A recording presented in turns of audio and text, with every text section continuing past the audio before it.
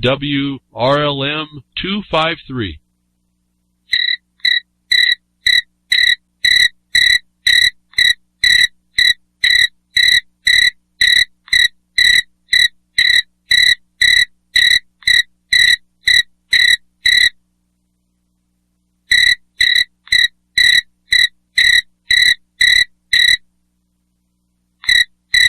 You hear that, folks? Silence of the crickets. Yeah, silence of the crickets is what we want. Unless it's coming from government. And this is the whole thing I've been trying to explain. That doesn't seem to get passed on as a point. You don't, as I said last week, don't carry what your prejudice and what your thoughts are about how you approach things. Especially those of you that have been learning only since the 2000s, maybe even less than that. There's another thing going on, and the enemy is wily and cagey and been there before us, and so we necessarily have to relook at what we're doing before we consider some of this stuff. Oh, here they are again. See, they're so hard to shut up. Crickets are just so hard to shut up. Because crickets like to be crickets. They like to listen to their own noise. So anyway, we got to do things differently. Well, see, they just can't get away from that. It's just in us, folks. It's just our nature, isn't it? Isn't it? I mean, this is the thing. We get to come here every week and complain. It's pretty amazing. I don't know why that isn't a self-evident proof all by itself. We got all kinds of things going on, all kinds of people talking, and no one really doing a whole lot. And I wonder why about that for us sometimes. And then I really wonder why, if we're all getting together, all in the chats, we argue amongst ourselves as well. That makes no sense to me. Don't clarify anything. Just hit your prejudices and attack somebody or negate them or do whatever. Do whatever. It's like a schoolyard. Damn, just a dumb schoolyard tactics. And I know the difference because I deal with people that are really earnestly wanting to do something. And given any amount of time, I mean, even just a short amount, if I can focus in on the misapprehension if someone has, we can correct that, and all of a sudden it's like flicking a switch for anybody who has a real intention. And that's the example I have, and there's a few of you out there that do it, and there's a few that do continue to press along, and you realize it's not an easy task it doesn't change overnight. You understand everything I've been telling you all this time by all the ways I do it. You know, we have a problem that has a momentum, and it's not going to be easily, it's like physics, it's not going to be, this mass is not going to be easily changed. The enemy has a momentum. It doesn't easily stop. And I think one of the biggest enemies we have is ourselves. And then we use that, we lash out to try to protect. We have an ego that wants to protect us because we knew so much, didn't we? And I'm just here to example that you don't. And every week we're doing things outside of this broadcast that I tell you. I try to bring the news of the day to show you all the things that they're attacking us on, that you can jump in, roll your sleeves up and jump in. In fact, I should get right to it because I want to get to something to try and show you that you can use stuff that's out there harming other people. You don't even have to get involved with something that's important to you. If you just think it's important that you help somebody, you can jump into, on all these things I say, you can jump in to help someone else, not to help them, anyone particular, but in a generic sort of way. And what that does, as I keep thinking about this, if you really want to do something, instead of being just someone who complains and wants to spout all you think you know to others that think that you know, but you really want to roll your sleeves up and try to do something without, again, jeopardy. I've learned a long time ago we don't need to put ourselves in jeopardy to move this thing through, but first we have to get some tools. You have to be trained. And a lot of this administrative stuff allows us to train ourselves so that we don't do the wrong things, and we learn how this creature that we're up against is supposed to be us, people in business, in offices of government, which you go, it's really fascinating to watch proofs of service coming through or tracking through the United States Postal Service. You track your certified mails. They come back, and when the mail reaches the weekend, it'll tell you if it's a government facility. It says that the business is closed. So right there, if you needed any other idea about this corporate's existence, well, there it was right there. But so what? The business is closed. What are you going to do now? What are you going to do about that? And so we choose our battles at some point. But if we don't get the training to get involved, we're likely to continue. Well, first of all, if we don't do the training, we're not doing anything. So we're not going to change anything either. We're not going to adjust anything. We're not going to return it back to the course it's supposed to be on. And I say supposed to. Well, I mean, that's all, I guess, up to us to decide, isn't it? The educated mass, which doesn't exist anymore by plan. And so you can make up all this stuff. You can argue with me. You can disagree with me. I don't know the basis that you have to disagree with me. But you go ahead. You can pretend you can disagree with me. No basis, but you believe you have one. And you use the excuse not to get out and do something. And I'll point out today that you can show even like my disappointment about the 420 crowd not stepping up for their own protection when the DEA was needing some comments. You can choose something outside even your specialty if you feel you want to help someone who may need the help in another one. So there's no excuse really to get involved. Once you get involved, you'll see the facts of what you need to do. It's beyond opinion. You'll focus on that. All this other stuff I hear talked about, all this nonsense that people bring up to cause themselves a problem. Agreeing they live inside an illusion is really the epitome of what I'm seeing now. You actually agree, you agree to exist inside the illusion, and that incapacitates you.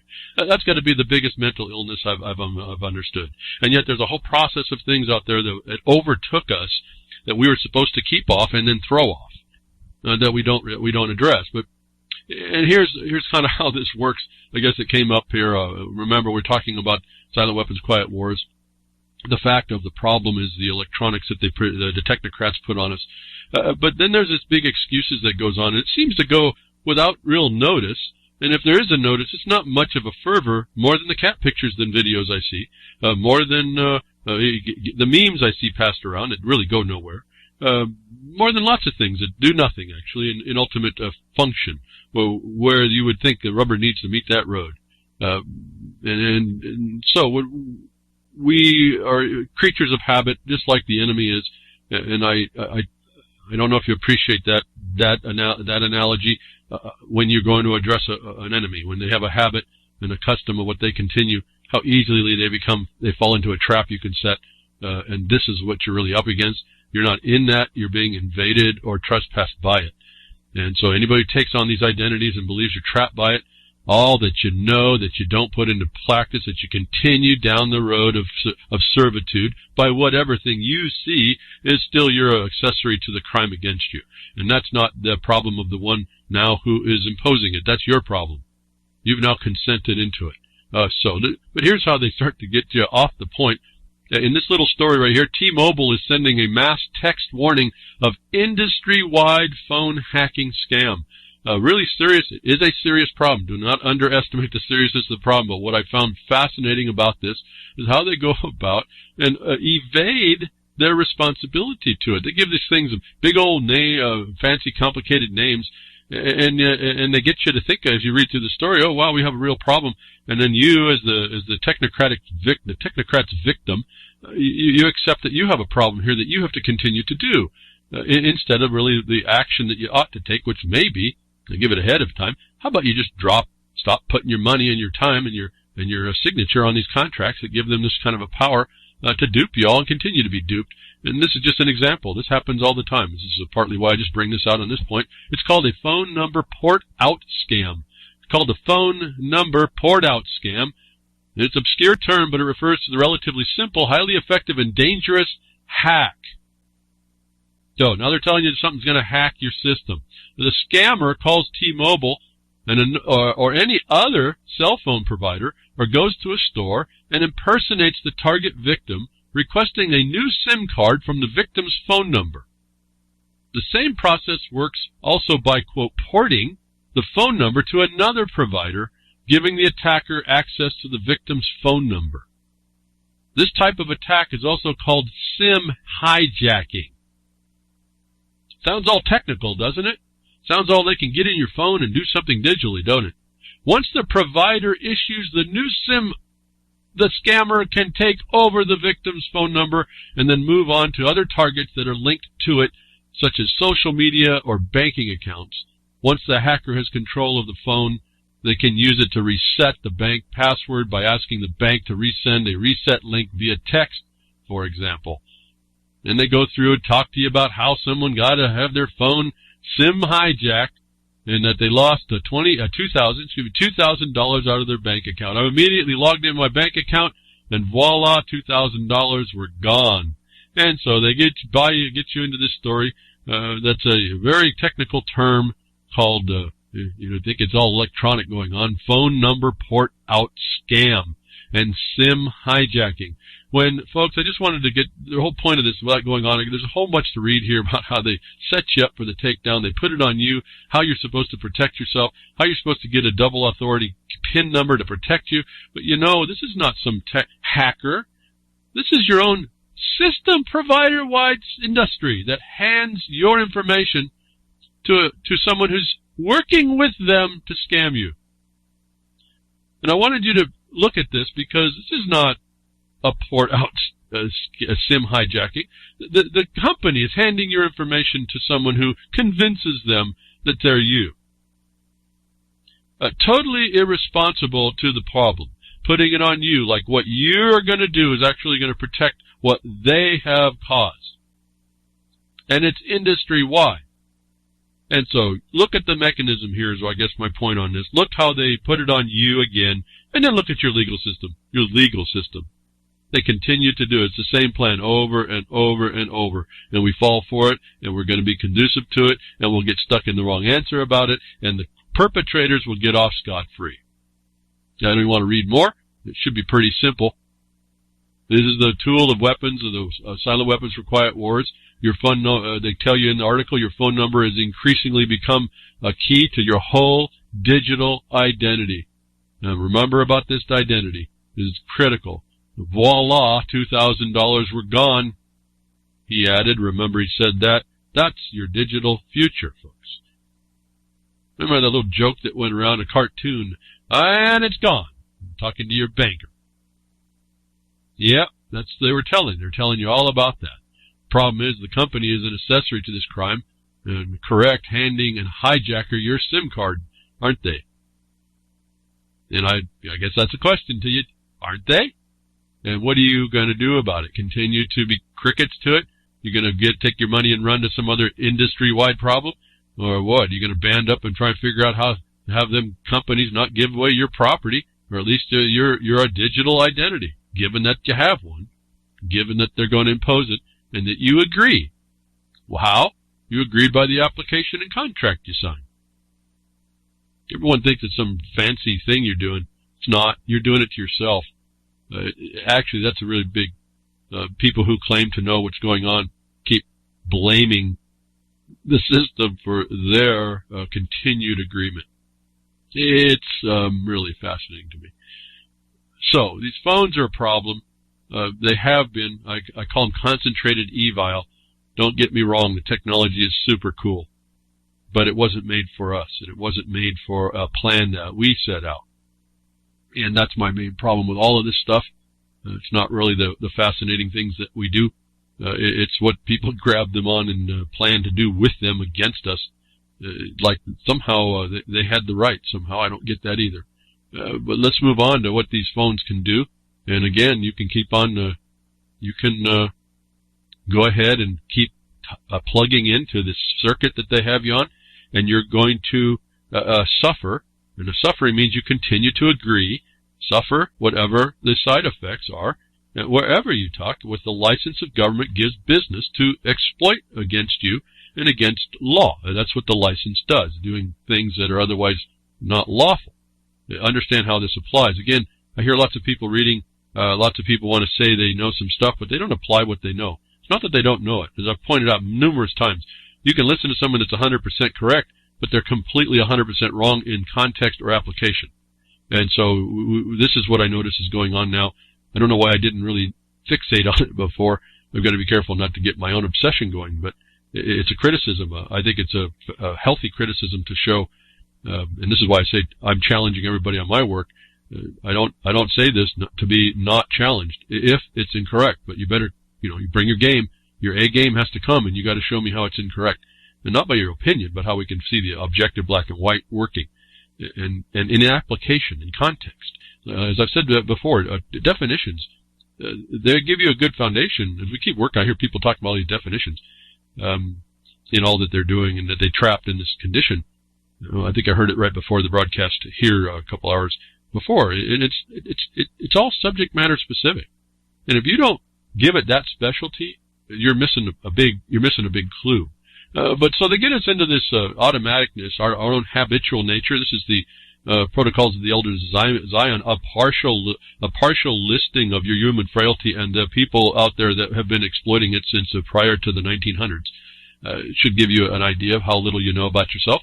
That these things are set up before you to pick up, and you can have dropped principles. You can be altered by your environment, as we keep talking and showing that if we didn't know it before, the people that are in this study of this are telling us that you can be changed in real time, genetically. It's pretty fascinating.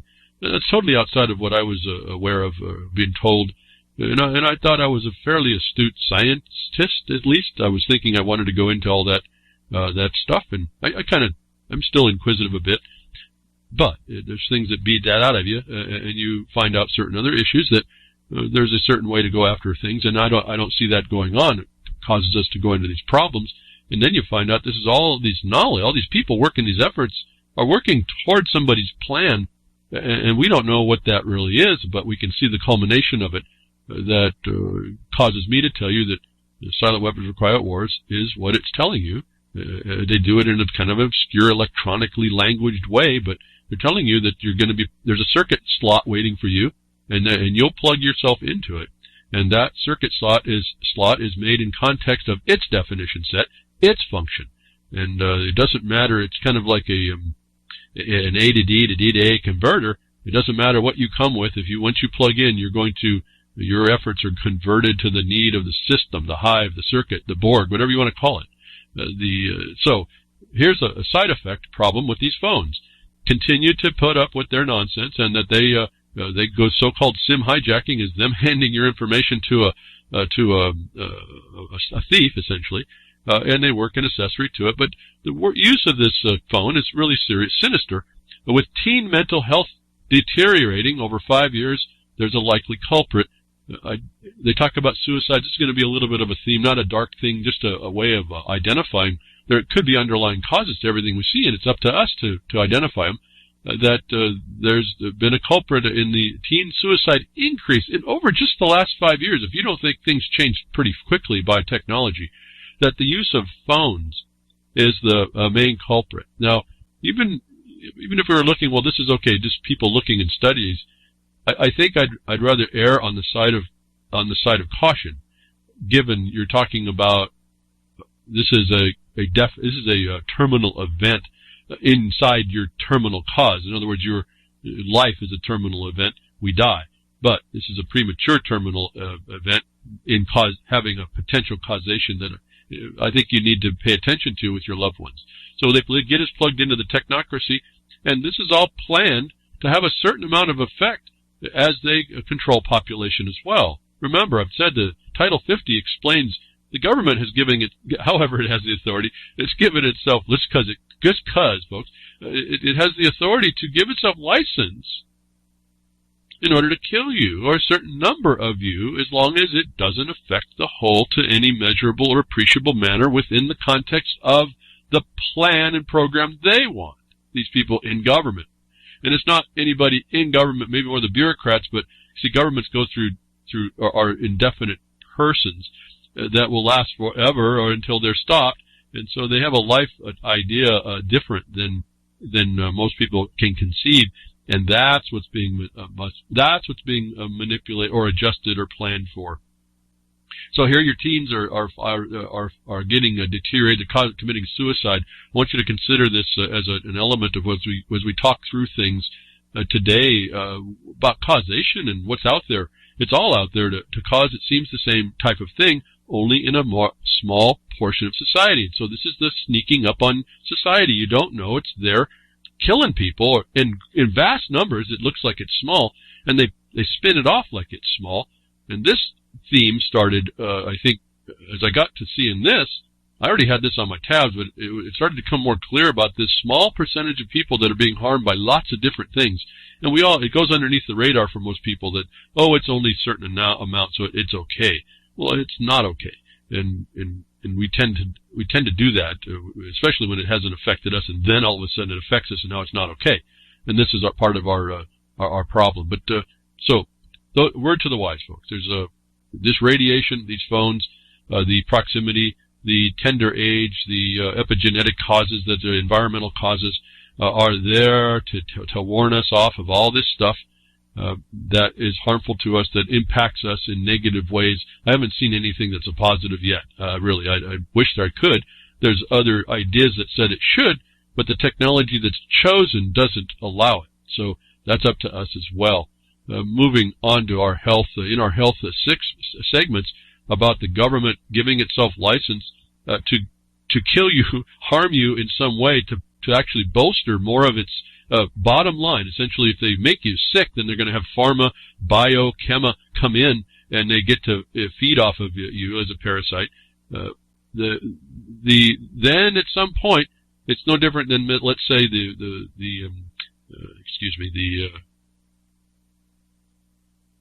I'm drawing a blank on the name, the Lieber Code. I don't know why that happened. Actually going to the subject matter of why soldiers are not really prosecuted. Your cops are not prosecuted because they don't reach to a heinous enough level. Well, in health, you see the governments will finally step in after giving license to certain things. They'll step in when the jig will be up, essentially, when enough deaths start happening that it's going to call out the whole system. Then the state will step in. So you're seeing this right here in this story more pointedly. Not that, well, there's a lot that I'm saying that I'm not saying or intending. But the dengue vaccine pulled after it may be connected to the deaths of 14 children.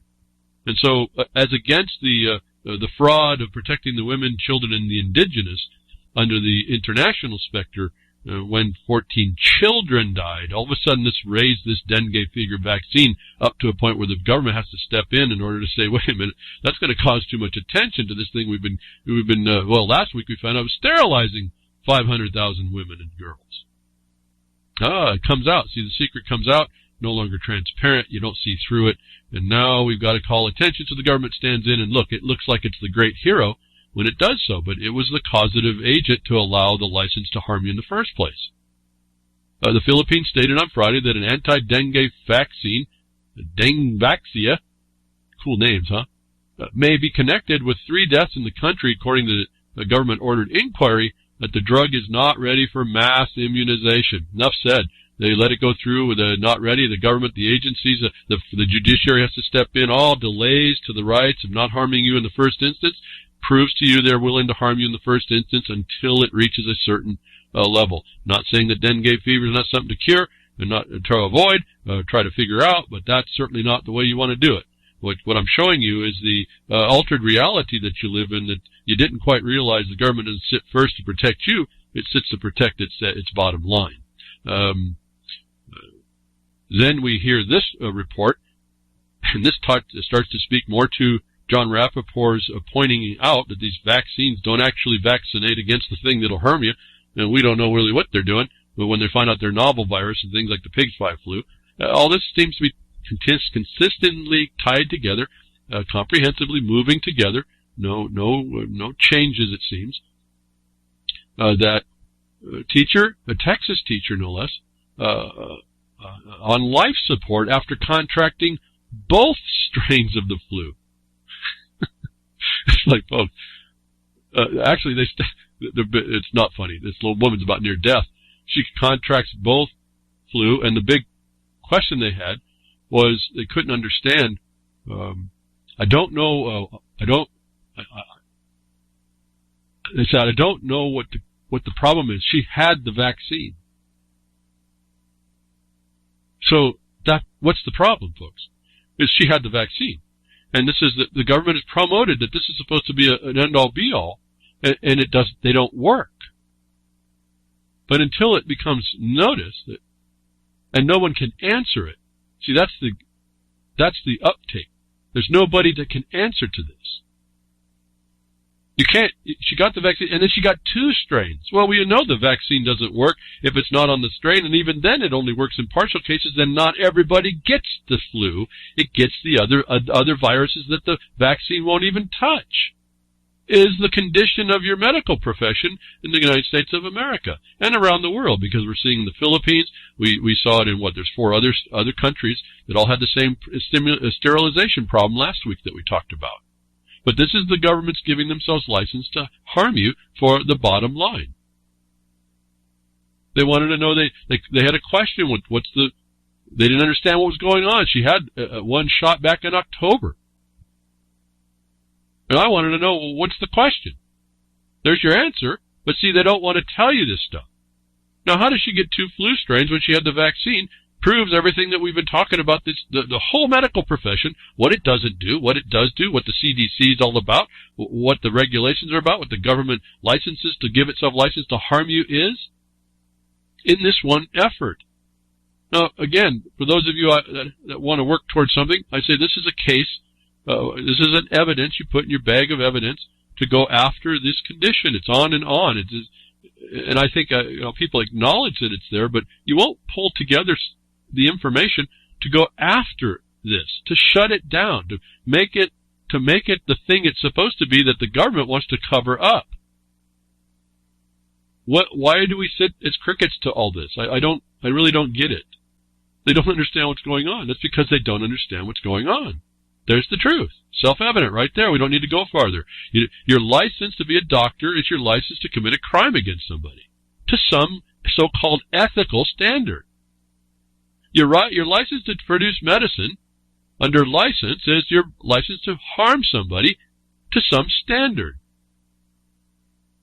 Now, this is only one woman. This is an example. This is the anomaly that I tell folks to look for. This is a truth all in its own. They're harder to analyze it sometimes. This is pretty easy. They're harder to go through, to grasp and apprehend what's going on in an anomaly, because there's really no basis, but they are the definition of the problem of the system that can't define it. This happens in all kinds of things. I look around, like earthquake predictions and all these things. There's just so much to have to incorporate. I say, don't negate the anomalies. This is an anomaly. This was the one that starts to point out all the things. You have a very healthy woman who gets involved with this problem. It reduces her immune system. She's in marathons. She's a PE teacher. And then she gets, and this is another point, that she contracts this strain of influenza, they say. We haven't heard that they tested that it was. Rajan Rappaport will tell you that most likely it may not be. And then she got pneumonia in both lungs and then picks up MRSA. You can see how other life parasites want to jump on the weak. This is just natural. You're not going to get away from that. Even the human animal does that. So those of you that think you can live in utopia, give it up. It's just when Cain killed Abel, to me, that was the example that we were in some trouble. We're going to have to work really, really, really hard to not have that happen. Life is tough, folks. MRSA she probably picked up from her own gym. And then it's antibiotic resistant. So you see the whole of lots of proofs right here if you just go through it. She's on life support. She's still pulling. She's still fighting. But this is your life in modernization. This is what they've set up for us. You become one of these. She's probably a teacher, so she's gotten all her shots. She's all the way up. She gets all her medical help. She just had a baby here last year. So she was in a mending condition on top of it all. Add all these things together and you find someone who is one of those people that should probably not have had these vaccines at all, maybe not even in the condition that they were, and then you find out what she was vaccinated against didn't work. Big story right here. I wanted to keep you out. You can keep plugging into all that. And I don't mean use this case. You see, that shit was a teacher happened to her. That's why I don't like vaccines. No, this is just one of the things that you start as a list of the bullet points of problems that the other side, the government, has given itself license to ignore. So you cannot just sit in an opinion about how you don't like vaccines, because the situation is set up that you have to set up why. You have to have a good reason for your objection. As I tell you, live in a, doesn't seem like it, but everything you do is really in an ongoing court case in your life. And if you don't approach it this way, if you cannot approach it this way, but then continue your whining and your crying. When we approach it differently, and we bullet point the error or the problem, and we present it to the authorita has no place. And that's the beginning of your record, which gives you better standing, if I could say standing in an off way. It gives you standing to defend yourself against all the fraudulent impositions that most of you so knowledgeable know about, that they use to fraudulently take you out. So here's a big deal here. The woman gets 2 flus. But it's not just that. See, it's Mother Nature jumping on a weak body and taking care of business. It doesn't take long. But it's all helped and aided and abetted by the government itself and their licensees. Another original blaming anti-vaxxers for mumps outbreak. CDC backs down and effectively admits MMR vaccine doesn't work properly, advises adults to take another MMR during mumps outbreaks as immunity from the MMR vaccine wanes. This is another proof, folks. Just take these, you go to the blogcast or get these links if you haven't already got them.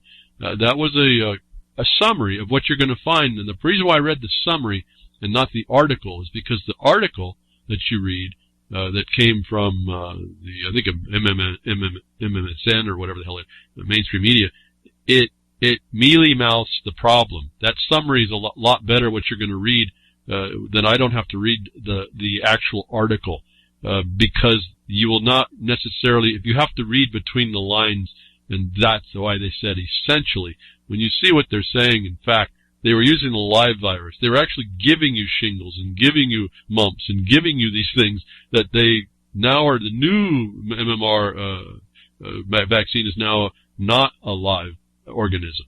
And so they're admitting a whole lot of crime against you that was given. The government gave itself license to the production of these vaccines to harm you. And now they got the new and improved one. I mean, how much does it take to say you shouldn't use the live virus, even if vaccines does work, even in an attenuated value? But no, they don't care. This is about the bottom line. Get it out quick. We'll see how the people respond. And when it reaches a certain level, a certain ratio in society, we will then call that the line. If we keep underneath that, then everything continues to run. And those people that fall in line, too bad. So sad. Nature is tough. And we're going to hide our crime against most people in that. But your mumps vaccine is now been admitted to be no good. I think a shingles vaccine was the same thing. They're no good. And now they're going to tell you to go and get the new and improved one. So inside these stories, which you're not going to read in the mainstream medium story, you have to literally read between the lines, because when I've read this thing, this summary of and then read the real report, I go, wow, it's real hard to see that they are admitting that it's no good. But so the link I'm going to give you is just a summary of what the article says. For me, I just wanted to point out that this is the condition. You see this in Title 50. This is, again, not unknown, not shocking. I guess shocking that we allow it to continue, but it's the law, folks. This black and white stuff that they give themselves license to harm you with, and you sit there as crickets. No one apparently thinks this is important enough to address in the way I'm asking you to at least start the problem instead of the way you might want to do by trying to argue against invalid points. It's better just to point out the invalidity of the point and then move to the point of what was supposed to happen. Maybe I should repeat that. How can I get this out of the esoteric? When they make when anybody makes an assertion, you hear this. See, we get this in the environmental terrorist movement. They want to throw a whole bunch of stuff out there that makes it sound, well, it's touchy-feely, warm and fuzzy, but you have to analyze for what the content is. The content ends up being aesthetic. And guess what? Aesthetics has no value, actually. And so you can engage them on whether or not you feel something is pretty or not, or looks good, or tastes right, or whatever you want to do. But that has no value. So you can engage in a wrestling match over that. You can do that till you're blue in the face and have a lot of fun doing it, but it will, in the end result, do you no good. And most likely, the other side will win because the obligation was on you to point out how it was wrong, the bad record that was created to allow it. That's the dispute resolution process that is the felony against you. So this is easy to identify. Once you see it, it's not that hard to identify. All it does is you adjust what you're going to do. I don't listen to people who try to get me into a discussion, that try to, it's going to sound a little bit crass here, but get an argument when they're standing in a round garbage can and argue with me over which corner they should piss in. I don't do it. You can then believe that you come over on me because I didn't jump in the argument to tell you which corner in a round garbage can, no less. And then all of a sudden now you're supreme and superior because I didn't engage you. You're not going to, you get into the real world, that's not going to work. But this is what they do against us. And we can engage that discussion, or we can take it out, not ignore it, call it out for what it is. If you want to do more technical, we move to strike that, or we call out the fact of its inapplicability, irreparability, the immateriality, those things. But you turn and you have to then say the thing that you need to say to point it out. And we're going to see some of that. I think we're going to see some of that here coming up. As I was telling you, you can even jump in on stuff that you're not even interested in, but you want to help someone else on when you have a better knowledge about some of it, or some party involved eventually is not saying the right thing that needs to be made record to give it air and standing to have an argument in the future. But so this vaccine, this MMR vaccine, comes out, it doesn't work. It hasn't worked all this time. In fact, it's been giving people the mumps. And then so I'm reminded now of the problems that we've heard in the past where we were, it took a long time to find out the vaccines are actually causing this, even though the CDC will deny it. And that was the problem of the article. They don't explain, like the article on the T-Mobile, they don't explain they're the cause of your harm. But they put all the obligation on you. Well, that's just the legal system. And your inability to avoid it. Why? Because you have signed on somewhere. Now, just to make that less esoteric, when you fill out an application for something, and typically most people understand the driver's license issue. You signed up for that stuff. I tell you, it's an application is an applique. You stick it to it. They stick it to you. In fact, that was a comment we were talking about in the UCY chat here on Sunday, because this will be playing on Thursday on UCY, that there's a misstatement being made about registration and certifications. In a driver's situation, you get a license. Everyone thinks that's the proof of license. It's not. It's only evidence that you filled out an application, and that's evidence that you asked, and the state agreed to have what you're suffering, your exactions, stuck to you. When you hand them the license, you're handing them the existence of the agreement that you agreed to this nonsense. The problem has been when you don't have one, they still stick it to you, and no one's gone to the next step to say you didn't have any right to do that. And so that takes a while for people to figure out, even me, and it's taken a long time to work out all these things to start seeing, wow, there's remedies that we don't use, and there's a statement beyond complaining and beyond whining and complaining about how to make it work. And then in a system of complete abject corruption, because we never actually held anyone's feet to the fire more than just being, well, crickets in the first instance, or being crickets in the second instance, where we think we're doing things, we think we know something, and yet we won't turn around and apply what we know in the proper way. And I've been looking at that problem for quite a long time. That's probably why I can see it so much today in people that are trying to redo that history of what failed and don't know that. So I'm sitting in an interesting place to see that, because I have a prior history to have watched it. And then I identified it early, so I didn't go that path. So these they're calling old vaccines, Zostavax for shingles. They're admitting that it actually caused what was going on. But try the new one here, folks. Try the new one here. And so this gets us on to another, remember we were talking about suicides and what's causing all these problems. And the government giving themselves license, not just the government, but also its licensees, the license to harm you. And something came up this weekend on Freakers Ball. Just a number clicked in my head for some reason. I was totally thinking about something else, but it caught my mind. And it was, Grimner was reading off a thing about Tamiflu. So this is a warning to y'all if you haven't heard it. Tamiflu hits record sales. It's making kids hallucinate and turn deadly violent. So don't give it to your little goats. Is the warning here. Tamiflu has something in it that is causing psychotic episodes. even to the point of suicide or wanting to, or worse. I don't know if I want to read more of this. Here's the point. What I did here when the Grimner was reading it was this number 1 in 50. That of your little ones that are taking this, 1 in 50 are affected by that. And that triggered another thought, and like a cascading thread. I want to just throw this out there for someone who may want to consider it if they're into medical review of things, doing their own studies and figuring out what goes on and what happens. But to me, it started to rest more on this license of what's acceptable, who can be affected, who can die, and who cannot, written into the law, that a number started to pop up. The 1 in 50 hit me. It was 2% of the population. You don't think that's a lot? Reconsider your thoughts on numbers, on math. This is not Common Core math. This is real people getting hurt, dying, or causing trouble, and they're incapable, and they're little ones. They don't have a clue to start with. People, mothers and fathers, thinking they're helping their little ones to diminish these problems. That it brings on psychoactive problems, hallucinations. It's not just hallucinations. That headlines it doesn't even tell you how bad it really gets. But what got my attention was this number 1 in 50. Well, I'm going to throw it out there just here a little bit. What other number in a so-called disease? Remember, this disease that I'm going to be talking about is really it's a psychiatric. I think it's a psychiatric definition, which really has no basis anyway. It's a clinical observation. But what other number have we heard recently was 1 in 50? That 1 in 50, I don't know why, but it fixed on my mind, and I said, there's something about this. Now it's popped up again. They make highlight to it in the article. So I went over and found verified Tamiflu causes mental health issues.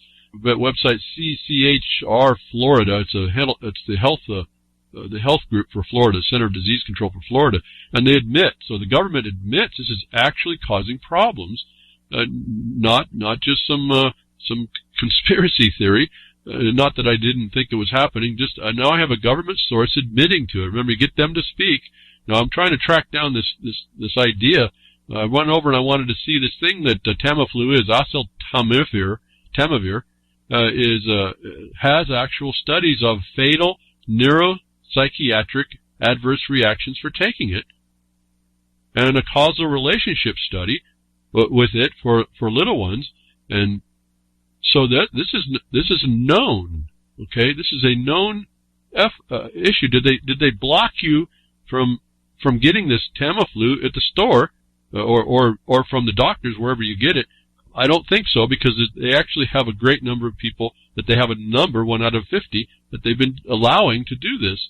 That this 1 out of 50 started to focus on the fact that we now have neuropsychiatric. Now this is again clinical diagnosis of definitions that were made up, but they are people who are being adversely affected nonetheless. Is the other split here.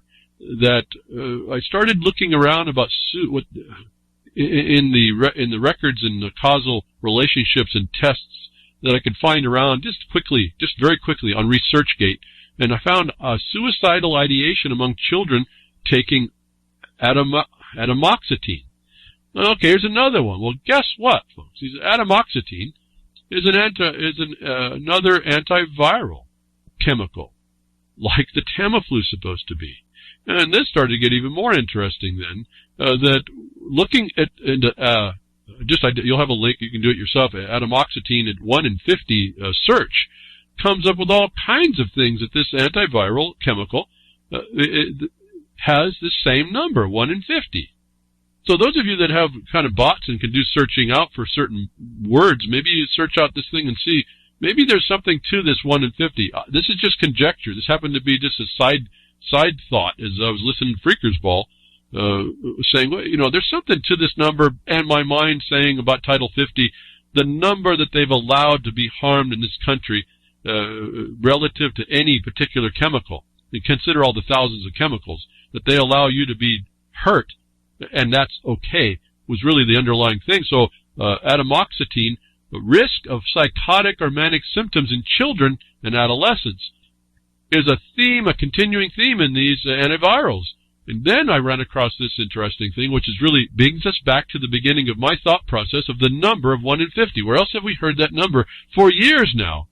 And it's been increasing. It used to be, I'll give you a little hint, 1 in 88. And then shockingly, it jumped down to 1 in 50. Let me throw it over the T-Mobile. Not the causation, but remember how fast in the last 5 years now we have teens doing suicides. So there's also a theme of suicides being done, and we have some different causative factors.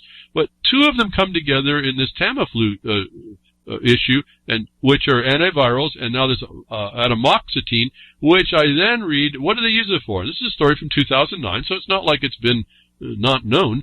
Atomoxetine, or what they call Strattera, is a selective non-adrenal reuptake inhibitor authorized to treat attention deficit hyperactive disorder, ADHD, as part of a comprehensive treatment regime. Now, given that this is a 1 in 50 effector in people, and you hand it to someone as an antiviral, which is now used to treat as an authorized treatment for ADHD, maybe you're trapping people in the what? We see that also, which I found. That was the number, right? 1 in 50 American children are diagnosed with autism. But this is a kind of an interesting problem. The 1 in 50 diagnosed with ADHD don't get the atomoxetine until they're diagnosed. So something's causing the 1 in 50 children in there that the amoxetine is now being shown to also be a part of or being blamed for. And so to me, this was more of a thought thread. I think there's something to this based on the license governments get. That amoxetine risks psychotic manic symptoms was actually from the UK government. Again, you get the governments to tell you because that's the one that that you can work with, not your opinion. It's a lot easier to start there. But getting back to the autism, according to the a new report, this is done in 2013. This is done 2 years after 29, right, when they knew there was a problem. The report that was generated significant debate in mainstream media and all over the internet. The United States Department of Health and Human Resources and the United States Center of Disease Control Prevention, CDC, estimate that 1 in 50 children between 16 and 17 has been diagnosed with autism spectrum disorder. And this is what this number kept coming up. Now, what I found fascinating is I ran across another 1 in 50 reference, but it tells us there's a different reason now, and I think for me, it shows what you think the government's doing for you. The reality is not what you thought, but it is part of the plan. In other words, they get the slaves to believe that you're not slaves is the best type of slave. You believe the government's there to protect you and they get you in control in a certain amount of level. You get a certain normalization. The deviance that they normalize is the death around you don't see because it doesn't happen to you. The number's so small it's imperceptible. But here was a little statement regarding the pig's fly flu in an article in a blog post that talked about the fear of the flu, and a little statement inside it which I thought was pretty fascinating. Hundreds have already been hospitalized here in the United States, and while nearly all survive, they owe the good outcome to modern medical care, antibiotics, antivirals, and in some cases, ventilators. Now, they're attributing in this pig fly flu scene, I mean, they were agreeing with all this, that antivirals were a savior, when in fact we now see at the same time they were in the news that they were not. They were actually causing problems. Then the next quote, advantages that simply won't be available in many developing countries around the globe. These things. A virus that might kill 1 in 1,000 in a developed country would kill 1 in 50 or more in an undeveloped region. I thought that statement was fascinating. What the United States government has in its arsenal is the ability to get the population to agree to a 1 in 50 death rate or adverse effect rate against everyone, on everything it produces. That under this definition and the existence of modern care, antibiotics, antivirals, and ventilators, they actually have you in a 1 in 50 harm risk scale, which places you in the actuality of being like an undeveloped country. It was a fascinating thing to see. And they're speaking in the context of the pig's fly flu. Or we were speaking before in the ADHD. Astonishingly harmful things. the things they use to treat them keep you at this 1 in 50 or undeveloped nation status. And you all think you live in prime time. It's a fascinating transparency to me, and I hear crickets on this. At any rate, I want to throw that out there. I think there's something a whole lot more to this, and I just don't have the time to follow up. I got just the analysis going, and it's like a round circle. You start with Tamiflu, you start with these antivirals that are being used for ADHD, which they don't want to show you it's a cause, which vaccines are one of the causes. And I'm not talking thimerosal. I've explained about the mercury. That may not actually be the causation for the clinical diagnosis of this other psychotic problem within your little ones or others. That this number became interesting to me, and isn't that, I thought, maybe I'll ask you, don't you think it's interesting, it's consistent in the subject matter, and also that these numbers equate to the fact that those that suffer it would not be benefiting any more than an undeveloped country. And your whole life is like that, as licensed by the government to every licensee, pharmaceutical company, chema, whoever, that's going on in the United States and every other so-called civilized place. Remember, civilization was an imposition of certain norms. That's the person. It's the man attached to the civilization. We're the government, we're here to help you. And no one kind of question, maybe not. Or that it was overtaken, as I say, you're occupied.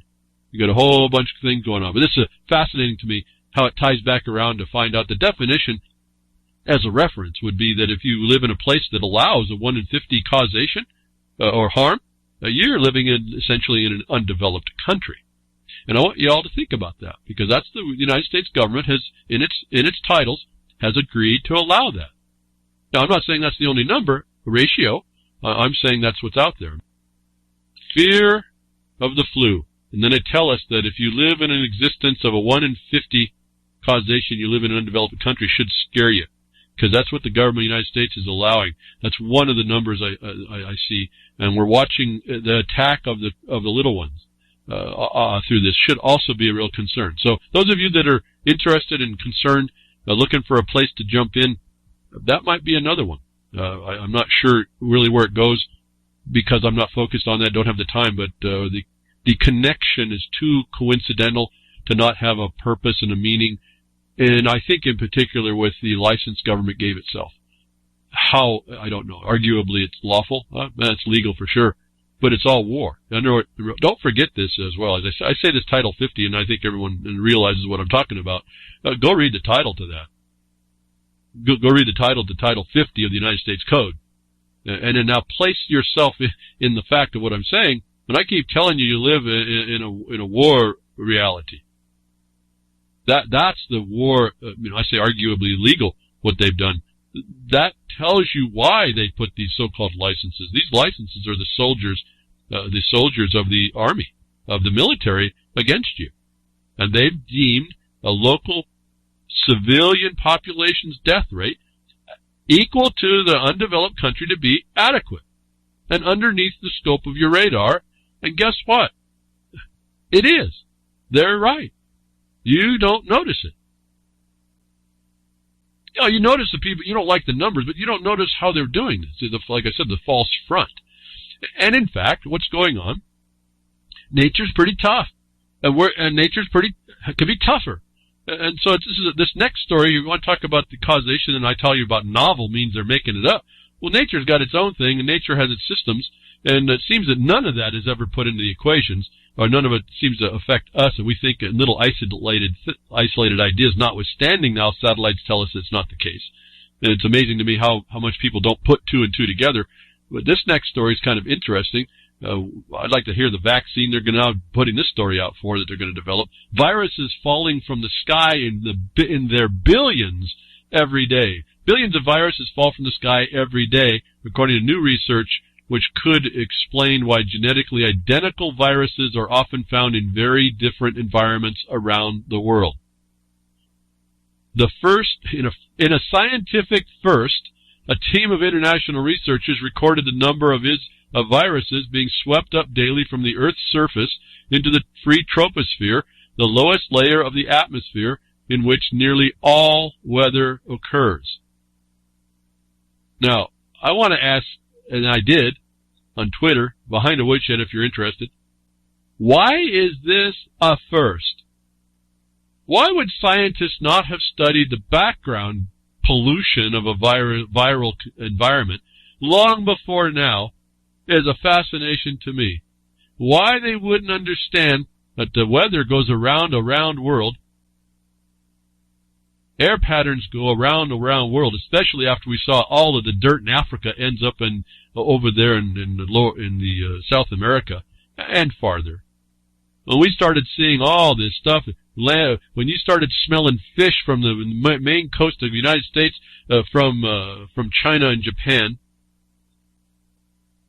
and we didn't think air mass moved that far, are we that infantile that these scientists never considered that the air moves around the world and that maybe all this stuff is stirred up and goes in weather patterns? It's fairly hard for me to believe that this was a first, but in fact, that's what they're promoting. This is a first. Like, they never knew these viruses are in the wind. There's all kinds of stuff. There's viruses and bacteria and fungi and not so fungi, fun girls too, but there's all kinds of stuff. If you've ever been privileged to smell the air from another nation, it's pretty interesting. Why this is the first is beyond me.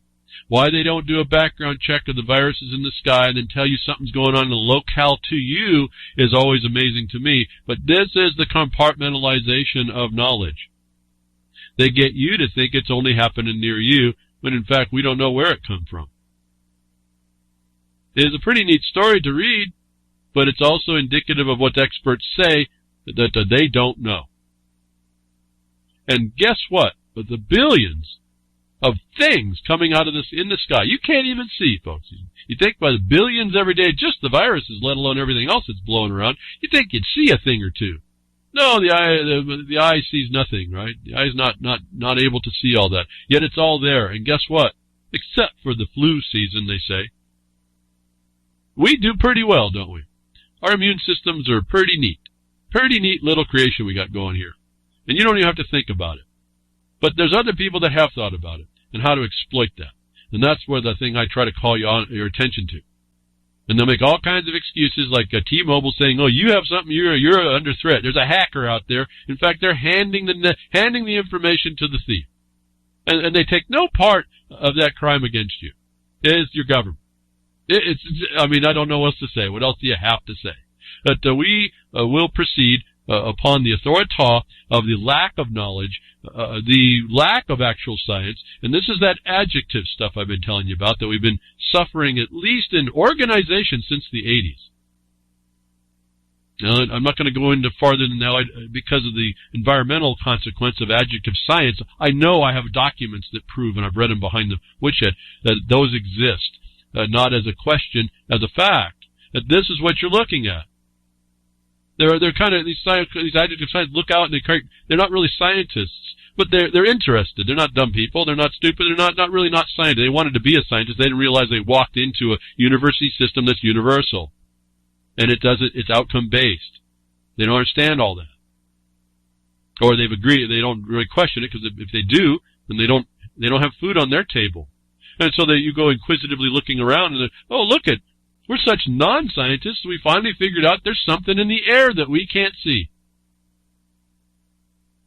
And I'm just waiting for the time where you're going to hear what's the universal vaccine for all these billions of viruses coming into to save you because you don't have an immune system last week. You all died last week, remember? No, Mother Nature's tough and Mother Nature's made tougher. That's you.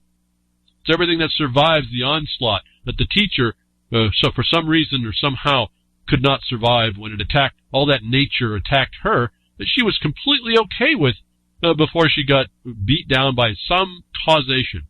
What it is, we don't know. They're probably never going to say. But vaccines didn't help, or did they? They may have helped put her there, right? So what was the question? Simple to me. I don't know why they had a question. Viruses are all over the place, and yet most of all y'all don't even know it, did you? Pretty fascinating. And neither did the scientists, which to me is a big funny. Now, what else don't they know that they'll impose upon you? Things that we found out, and this is where I had neither here nor there on cannabis. I've told you about this before. It's just a plant. That's the limit of my acknowledgement, and I had no need for it. At least never thought I had a need, never thought to have a need of it. Nothing I could see was ever going to benefit me. And so it's just a plant out there. Well, there's lots of plants out there.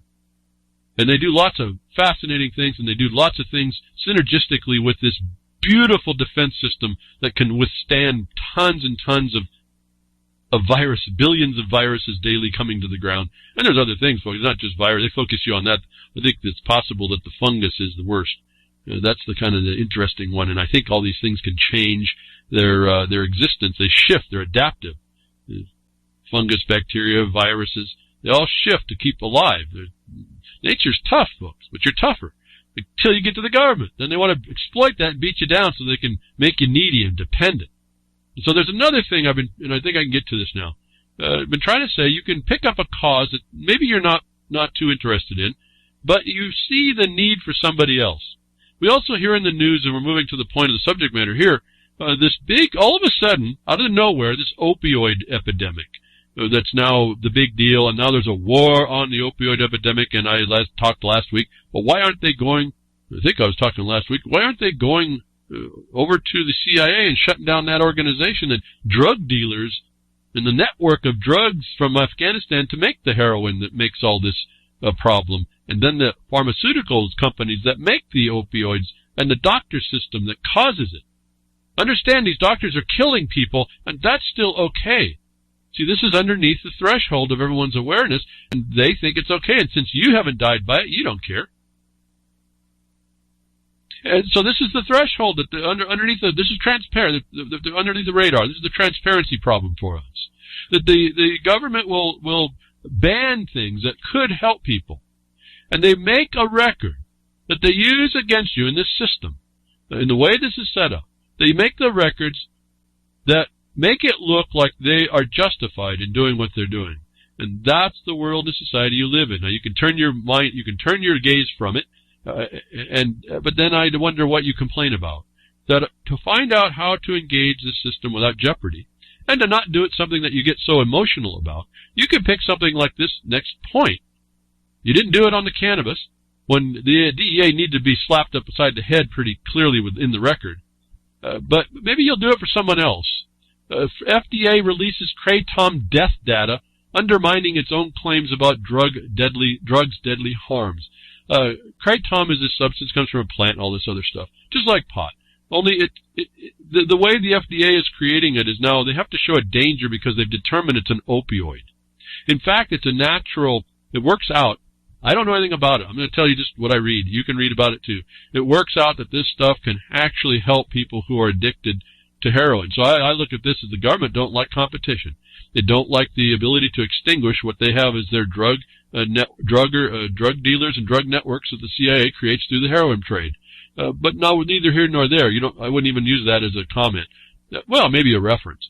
But the FDA is right now loading the record against a plant, kratom, or the what they call an herbal drug now, with suicides and drug overdose victims who tested positive for 9 different substances is the truth behind all this. In other words, let's go back. I fixed on this story because of the suicide. Didn't we just hear that these antivirals that everyone's taking actually cause suicides? Don't we know antidepressants actually cause psychotic episodes, serious, deadly episodes? That this FDA, this government that's trying to cover for its own licensees, is loading the record right now with a bunch of cases that can't be found out to actually be causative of the very thing that they're putting in. In fact, there is no evidence when you look at this that it actually does that. That I'm asking you to consider, if you won't do something for yourself, maybe you could research some people that are using kratom for what it needs. It helps them. Maybe you could help them. I point this out to show you that you can pick up things that you may not be interested, that you may have an expertise about or gain an expertise about to help those that are not able to help themselves. Like the teenager that hanged themselves as the evidence that kratom was the causation when in fact Wasn't it the cell phone that they may have been using? Maybe it was the vaccine that didn't work. Maybe it was the ADHD that was clinically fraudulently imposed that antimoxetin was given to. Maybe, folks. But this is what the government does to make the record. I keep telling you about these records. I'm asking millions of us to get involved in simply writing on-the-point letters. If you won't do it for yourself, maybe you could look at Kratom. There's a comment period going on. There's a discussion going on. Maybe you can find out. Maybe you can help out, I should say, for those that may not be able to do it. In the story, you'll hear that they... What you won't hear, I suppose, is the standards of what you're supposed to be looking at. I sent out a tweet about this, just to reference this thing. I don't have the time for it all. Maybe some of you do. Some of you care for people. Some of you know. I've lost some friends to heroin. I lost a good friend to heroin that kicked it. So, boy, the stories that they'll tell you about how hard it is to deal with heroin, and it's like a different bag as well. But so I mean, I've met with people that really just stellar people. Not with us today. What the battle this is, that this, if had they known this, might have helped it. And to let y'all know, from what I can understand, kicking heroin is something whoever is has the monkey on their back has to kick themselves. So, for those of you trying to help, maybe you can offer things to ameliorate the problem, but they have to make that decision like all of this. You have to take that responsibility. So there's at some point I do have a bit of a dog in this fight, in that I've had friends that had to kick this opium thing without help, who did do it, but no longer with us because of the strain that it puts on everything, on your body and everything like that. So my comment to this issue was about this FDA record, because I want people to understand more of the mechanism of what's going on. If you're going to get involved properly. That I call out what is missing and what may be the starting of a comment or an observation, which is the universal way you look at how to respond to this. And we're talking an administrative federal agency condition. Whether or not it's constitutional is not my point here. It's that when you learn how to address this works locally. This works for your local tax people. This works for your local cops. This works for your local code enforcement. This works for the same way. You engage these people before they attack you, so you're working in a whole different position. You don't let it become something that they can put on you, is another tactic and strategy. Now, I comment to this because I didn't see it in the article. Far from best science, current FDA record manipulation can't even contribute a best guess as to Kratom danger, if any. Is the point. They're supposed to not speak to these unsubstantiatable effects. They're supposed to speak to the best science. Otherwise, their issue is arbitrary and capricious. One of the things that you can defeat this. So if you jump in and start with that, and there's more, you become better positioned to be folks, of anybody else who never made the proper statement. You make the proper statement and give yourself standing to stop something that's going to aid the government oppression on other people by their other facilities, such as pharma, chema, bio, whatever, licenses, whatever. So this is a bigger issue than just what I'm telling you when you understand how deep this can go and how easy it is to engage and how lack of jeopardy there would be to do something, and what the point you can finally make when you deal and understand. I'm not talking, again, when I speak of remedy, when they don't do something, you're not going to a court to sue them in law. You sue them in the equity side, because that's all there is. And you show how they're violating people's rights with no remedy for this. And you bring your whole record forward on how they did it wrong. It's only a 15-day process, folks. So all those people that have this idea that, you can't do this, that, and the other, you're going to make a big wave if you start to do the direction I'm telling you, if nothing more to make the record of the record you're making so other people can get it. FDA, there's a quote out of the FDA says the inclusion of the case doesn't imply a causal relationship, close quote, between a product and an event. was an extended statement. Let me read it together. It has a bigger statement, but together it says essentially, FDA says the inclusion of a case doesn't imply a causal relationship between a product and an event. And I say that's all you need to know. They admit from their own information that there's no causal relationship. This is what they were doing in cannabis. This is what they do everywhere. This is eco-terrorists do the very same thing. And unless you're engaged with that, with those that can, simple letter writing, simply on point and to a process, you allow these stuff to come on you. And what they'll take away from someone else, they'll end up taking away from you eventually. Those in cannabis, they took it away a long time ago, and you have all the power to bring it back, and you're being crickets to it. Is really a disappointment for us as people. Because I know if you're not going to engage, you're not going to get the experience you need. You can talk out of your opinions and you can't substantiate. Then you argue with me over how wrong I might be. And what happens? We get in an argument, they continue to steal stuff from people that might need it. I put in here this tweet, like cannabis, no proven harm. So that's what I put in a few days before. Right? Well, a day later or 2 days later, scientists blast FDA, warn that the ban on kratom would cause more opioid deaths. So once you get engaged, you see that there's more people coming to say, wait a minute, now you're kind of doing this all wrong, and you may actually be causing harm. Don't leave it to these scientists who didn't know to go check the background viruses in their environment, or that the air around a spherical shaped object goes around the object. You may need to jump in and augment what those scientists are talking to. Because the government is hell-bent to make a record to justify, this is all what the Federal Register is about, to come to harm you in the future. If they take away a remedy that you could do naturally, you're going to be forced, out of necessity now, to take on what they gave you. You got what you gave. If you understand that dynamic, you get closer to what I've been talking about, how to do this. I wish I could be everywhere, all the places, and be the wonder boy to make all the comments and do all the setups and stuff. I'm not. It's a little bit of a disappointment because I see so clearly what needs to be done. And I think anybody who jumps into this, well, I can just tell you by experience. My colleagues, the ones I work with,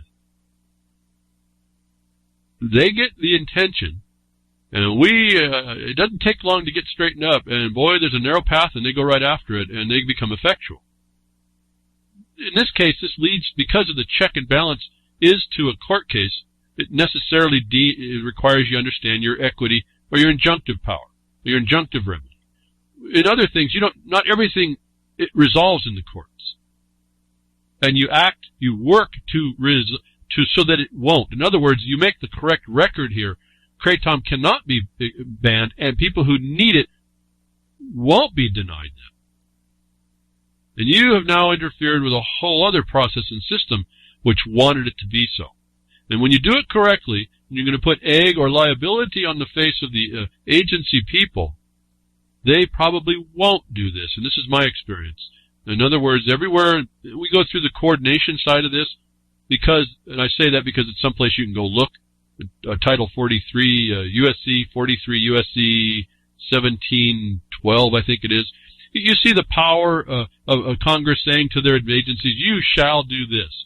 Well, that shall do thing relates to the process I'm telling you that empowers certain entities. In this case, they are entities, not people. Comment period doesn't empower anybody. But it's in that process I'm telling you is pervasive that you need to make a correct record for. That wherever we established, and Jefferson Money just established a record that was more proper to the requirements, no plan, project, or demonstration has come out of these agencies ever again. Not in those areas that we are addressing, is what I'm talking to you about. It never goes to court because they realize they can't support it, and they're going to get a lot of trouble to make the precedent that they were wrong and they could be stopped. And so there's a little bit of a strategic tactic here in order to do this. It doesn't finish it. What it does is it stops it until, and I'm hoping the formality and the experience that you gain allows you to move to the next step before they move to the next step. So I want to bring this up. We hear that they bring suicide. This is all kind of came together. Why I said just focus on the suicide, not on the negative thing, but as the excuse that goes through the world, the causation that goes through the world that seems to be okay with the government that you can use to stop them. You can point out that what I just said. If you took out and bullet pointed out what I've said today, from the T-Mobile to the teens getting harmed by phones to the vaccines, the treatments that are authorized that cause suicidal tendencies, you have now a big old bullet point presentation to drop on. Well, those suicides may not have been caused by kratom at all, notwithstanding the fact that they had 9 or so or more chemicals in their body that also could have been the cause. Heck, maybe one of those was an antiviral. Maybe one of those was an antidepressant that was found. But if we stay silent on these very simple letter-writing campaigns, not the ones that you write a petition, I'm talking right on the point of what you want to stop as a wrong against someone else in this case, if you're not into the opioid thing. If you are, I'm giving you the list of the things you better jump in, which the cannabis crowd didn't. But for you, that this is all something that we can do that I've found. No one else has ever seen it. I know I've got a handful of people that I work with that have. This is part of how you start to address this back into what becomes, well, you becoming different and distinct from the government treating you and authorizing things that they will agree because of some authority that they have the power to enforce upon you, the war power, that's quite okay for you or your little ones or your friends or your family. Now, when you start adding this stuff up with the antidepressants and the suicidal tendencies and the psychotic, neuropsychotic, psychiatric functions, you realize that's just on 3 things. We're not even talking about all the other pharmaceuticals that they haven't found or that there is or is there that we haven't identified. And you wonder why we're so nuts today? I say it's crickets. You can disagree with me if you want, but we have I'm not talking out of books. I'm not talking strictly from the notice here, the news. I'm talking from the experience of how it starts to work on the ground. I take for granted certain things that everyone agrees are an authority. I don't challenge them. Why? Because to try and make a challenge would be too far off the point of the harm that they're bringing directly to your house, directly into your life. On this opioid epidemic, there was another article with these scientists and talking this and that. They said that this is where I was talking about in the story, the guardsmen that they bring in now. I think it's in Vermont, or no, excuse me, Virginia. And I don't have that, forgot to put that story in. The story that they're bringing the National Guard into, I think it's Virginia, to take over the intelligence side, the data gathering side of the police function in Virginia to fight this opioid epidemic. And the statement in the article was the guardmen are helping track down dealers and networks so cops can focus on the street. Their part will be in the cops. I keep telling you, leave the military consequence. They take any excuse to bring the military in now, make it more obvious. So here's the first evidence. You think the Guard is the state? You haven't been looking close enough. It's actually Fed. It's been taken over by the Fed. Your National Guard's the Fed. There's no state.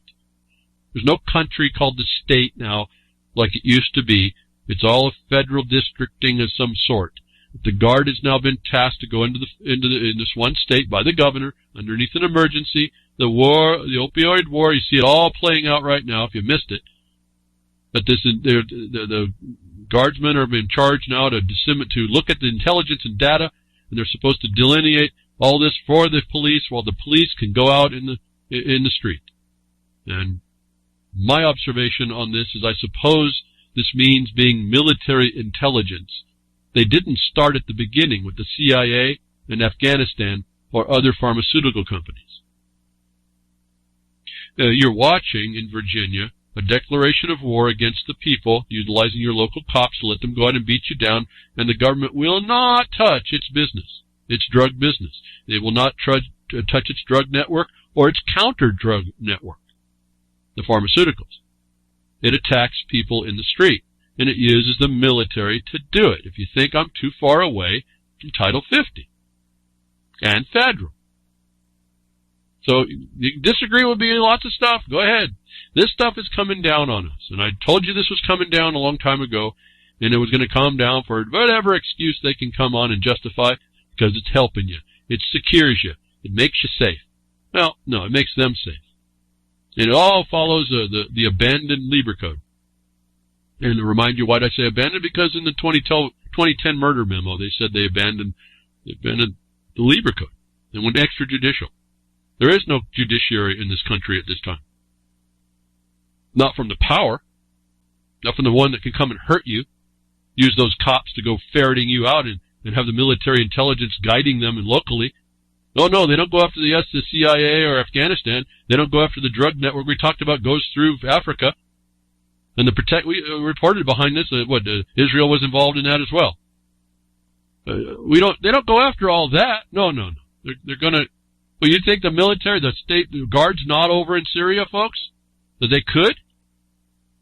You think they're not in Afghanistan? That they could? Take a look at this and get back to me. I suppose you can object to all this, but it's there to see. Anybody who denies it is really just worse than a cricket. You're an accessory to a crime. I don't know what else to say about that. Maybe I don't know what to say. That's the fact of it. So we got this big scheming and scamming going on right in front of our face. But we see how this is rolling out. I've suggested to you, if not told you how this was going to be, and we saw the law written just like this, how this was happening, how it was rolling out. We're all in denial. We all want to not really engage where we can, and people don't recognize how if I'm talking to Cray Tom, will I stop this? They don't recognize how that little ripple, that little pebble in that pond will do. The tsunami it causes to stop the government from allowing the monopoly that regulation allows for it to be the controller of your life. It's no different of slavery and servitude as the monetary system, the monetary system that you use right now in the debt slavery. The human trafficking, you're being human trafficked right in front of your own face of your own self, and don't really want to agree with that. And to say lay silent with it all and not get versed and experienced on how to address it is inexcusable, actually.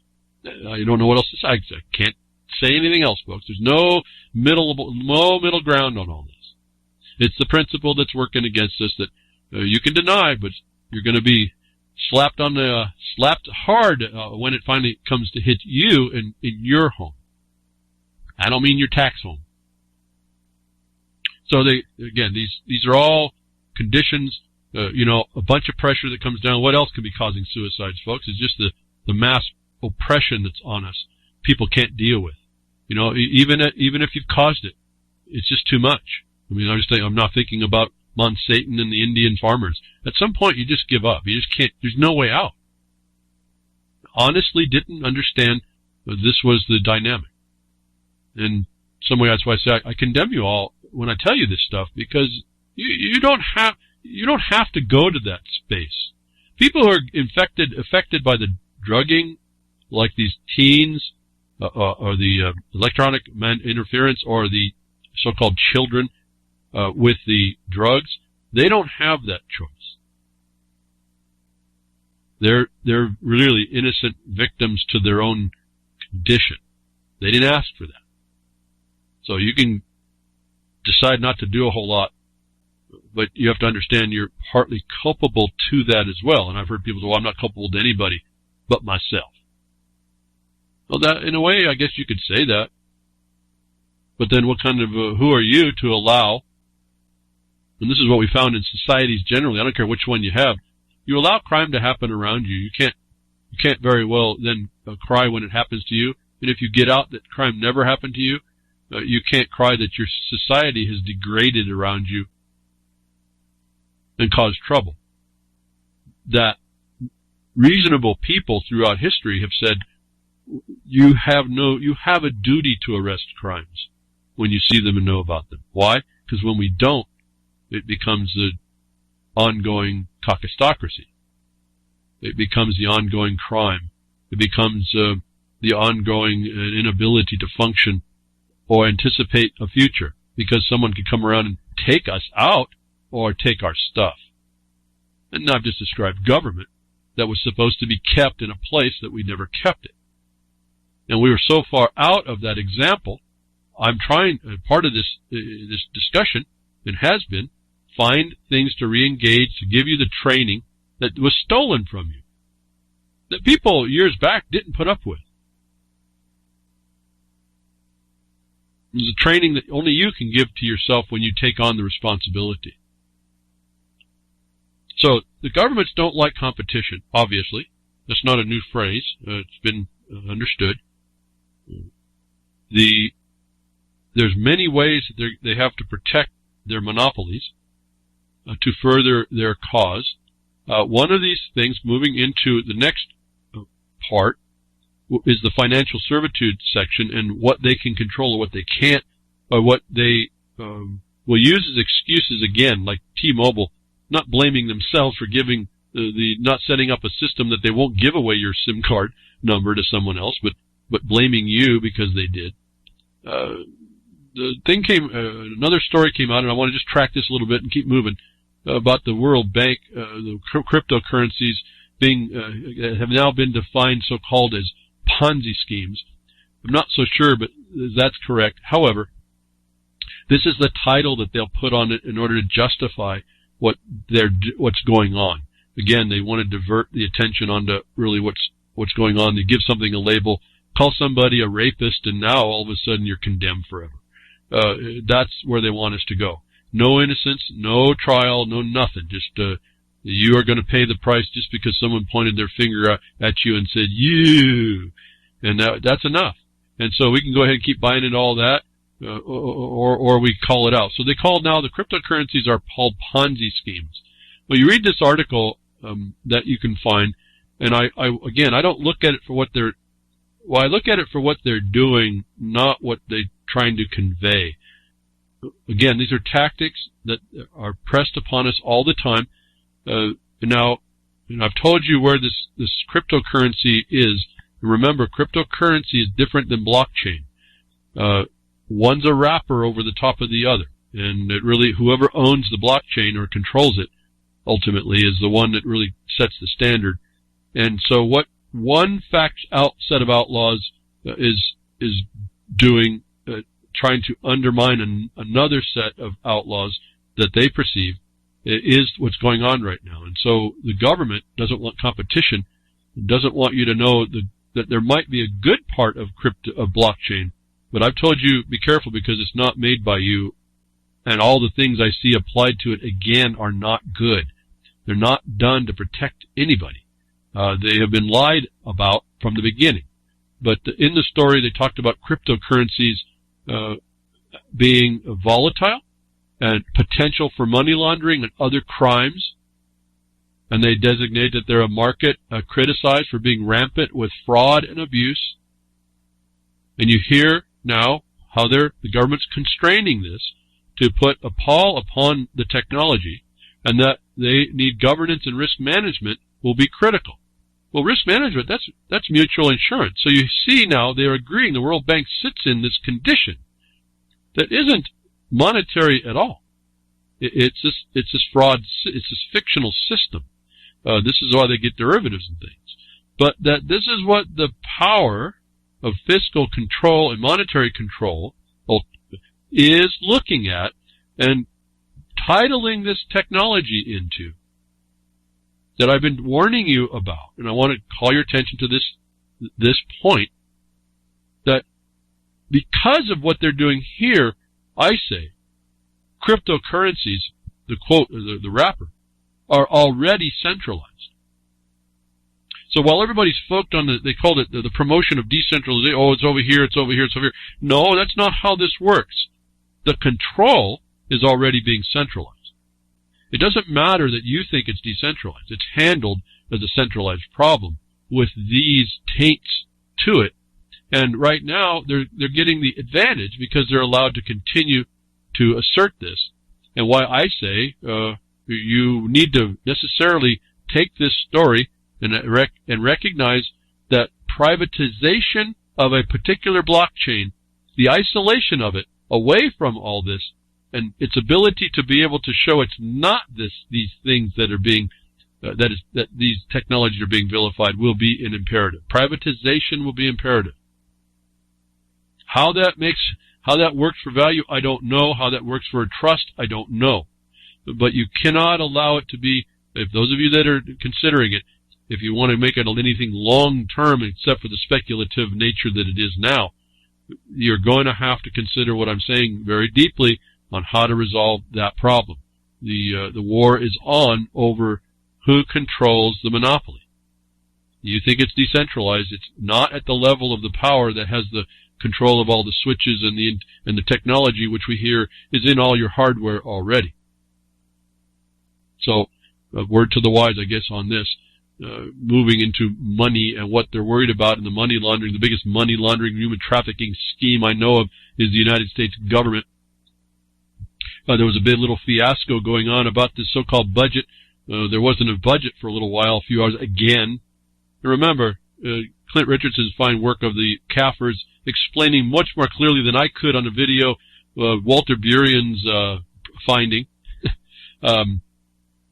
that the budget is really just a line item to the whole pattern and scheme of things. That they're playing games with you in your mind if you get wrapped up in this. But there's a game being played, and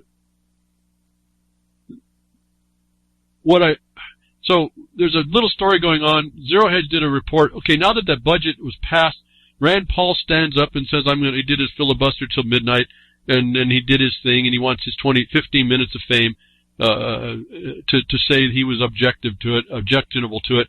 I mean, I didn't find it much different than Dr. No, his father, who would vote no on everything, but knowing that it would pass anyway and his district would get money. It's the same prank in my mind about how that works. That a little line item in here about what was in this bill, I wanted you to pay attention to it again, only for the point of showing that if you listen carefully enough, they say the government is about the bottom line and don't care about you. They don't care about what's coming down, and you need to be concerned about this because it means your life and your health, and ultimately your life. Notwithstanding all the harm that it also will give you because of the system. That in there, with line item was funding changes for public health programs. The spending plan would be cut $1.35 billion in funding to any Affordable Care Act program meant to improve public health and prevention funding for states and municipalities. Those of you that are stuck to all that and been imposed upon that, we saw this coming, but here it is now. The government comes along. This administration's cut out that Obama scare. Now it's Trump scare, and they just pulled the rug out from underneath it. There was no guarantees on any of this stuff. Now what are you going to do for your health? And let's say you need some care, and now you can't afford it. And you're smart enough to avoid all this imposition where you can about them stealing your money for it. What are you going to do when you find out that the only medication you can do is nature's power of the plant? And over time, because you remain crickets and you didn't help someone else stop their opioid problem, that you were tied into a system of their health care, or you've been doing some things that you need some chemical and it happened to be in a plant that they just outlawed because it helps you. Why? Because it interfered with their monopoly. Consider all that as you think about what you want to do and what you do and how long you're going to take to do it. They're cutting the care that they said every American was supposed to have, that we told you early on, and you could tell yourself, was a big setup for a takedown. And I thank you last week, it was the ominous sense of the repeated, this is a setup for a takedown. In some regard, I don't think about it when it comes out. This entire thing has been the setup for the takedown. It appears to me in one probability, possibly in cause, that the United States government itself was the setup for a takedown. I reference Article 6. So we got to get ourselves reoriented about what we have, what our expectations are, and either decide to be the accessory to the crime against us or start helping each other out in earnest. And you're not going to do it, I'll just put it out there right here, you're not going to do it with what I hear you think you know. Absolutely will not. I don't care who you are. I haven't heard it. I'm pausing. I want you to think about that. You can have your opinion against what I just said. The point is you're not doing a thing. Not doing a thing to stop the thing that's harming us. So Rand Paul does come up, and he makes this statement, which caught me to even throw him in here, because normally I wouldn't even talk about this stuff. But this little skirmish that they had, he makes a comment. But when Republicans, he wants to come out, he did his 15 minutes of fame arguing against the budget, wants to make a point to call attention to something. Now, that's great. I don't have a problem with all that. Then he comes out the day later and he says this: when Republicans are in power, there is no conservative party. I'll say that's a throwaway statement, a little soundbite. Everyone, oh great, this is great for Rand Paul. And isn't that the truth, though? So you can do that. But isn't that also pretending to buy into that? You pretend that the two parties are different? Isn't it? You got to start buying into this, the two wings of the bird of prey, you go around in circles, just flying with one wing, I guess. You're still part of that bird of prey. Now, you have to pretend that the two parties are different to agree with what he said. And so right in your face, the scam continues, and you think anybody who rallies up about what he says think that he's doing good. But I'll tell you, folks, just to remind you, I've got a default judgment that says that they're not the same. They're not different. They're exactly the same, and they work through the same methods. Just as I said before, America is a candle that's being burnt by both ends, and the burning is done primarily by the two parties. They don't care how they consume the America. They will consume. They consume from one end or the other of the burning candle. You will be consumed by your inaction, by your ignorance. And that default judgment is the Jefferson Mining District judgment, where we sued both political parties. Neither one of them answered. Now, you might want to go to, and I just did this just to double check. Go, even Wiki. Put default judgment. Go look and see what that means when they don't answer a lawsuit. It's binding, folks. You can undermine, you can kind of dismiss what I'm saying to you, but you can understand there's some major problem in this country. And you buy into what Rand Paul just said in his 2 minutes of fame, whatever it was, to counter make a point about the budget. Budget's irrelevant. The whole thing, he comes out now and talks about it. There's no Republicans that are not conservative, all this nonsense. They're all the same. And they keep promoting themselves. And we don't call it out. Well, I kind of did. I said that. I put it on Twitter. See, because this is what the two-party system is designed to do, divide and conquer. Yeah? And don't forget the bar has controls. The bar is sitting right there to make it all work. Most everybody that's a politician seems to be a bar member as well. No matter where you go in the country, you're going to find a bar member listening, being advisory, and under threat by the person in office, whether or not they're an attorney. So we're back to you live in an open-air prison, you better start understanding that. Don't get comfortable with it. Start understanding that so you understand how to more properly respond to it. Complaining is not going to do it. So another thing that happened in this government, right in your face, all the nonsense going on. There's this little memo that was supposed to be released. I really didn't want to get involved with it. To me, it's a big setup, big psyop. The whole thing is just a big nonsense. But there are certain things you can read. I never throw out the fact if I was focused on that, there's going to be evidence. And sure enough, this memo came out that John Rappaport writes about. And then I only highlight this because he made a statement, which I thought was interesting. It's, again, the implied acceptance of the system and it's agreeable, and being agreeable to it. One sentence in his whole outline of what you did or didn't see about what the real thing is. He says, Secret House memo released, the fallout, the lies, and the bigger picture. Well, he makes a comment inside this one sentence, inside his thing. It says, essentially, my response to him, and he never answers. I don't know why people don't respond. Just even dialogue to try and get it worked out. I ask, isn't this blind reliance due process is served? His statement was, if a law enforcement tries to use illegally obtained evidence, a court will disallow the evidence. She's talking in relation to the FISA, and that you think that a court sits there to protect you, hold everybody to account to the law. And his statement was, if a law enforcement tries to use illegally obtained evidence, a court will disallow the evidence. And I'm asking him, isn't that blind reliance due process is served? We can trust this court? Can we trust that FISA court after what we see? And what would be the test, folks? We have the proof now that it failed to catch the false evidence before it in the memo. And this court's been around since the 80s, folks. I mean, they just empower all this. They put these tools in place, and then one day they turn on. It's the same system. It's the same occupying force doing its same thing. Even look at this. A guy I respect, never talked to him, but a guy I respect and what he sees and how he sees things, he has it's this blind reliance that there's due process being served in a system that's abjectly corrupt. How do we do that to ourselves? Not nor of a criticism of John. It's just the thing that I point out. Even the best of us will, I think it's an oversight. He never responded to show how it wasn't. I don't believe that he actually believes that, I have a hard time, but maybe he does, that these people in these judgeships are actually looking out for more than to perfect the government. And when I tell you that, you say, well, why do you want to go to the government to find out? Well, because when you go to the government and you understand what you need to address, you even address in there that corruption. And I refer you to 18 USC 4 and 3. Go read those. You tell me whether or not there's a law, whether or not it's disregarded, whether or not the law is actually there. That these people that are in office are not supposed to be doing what we watch them do.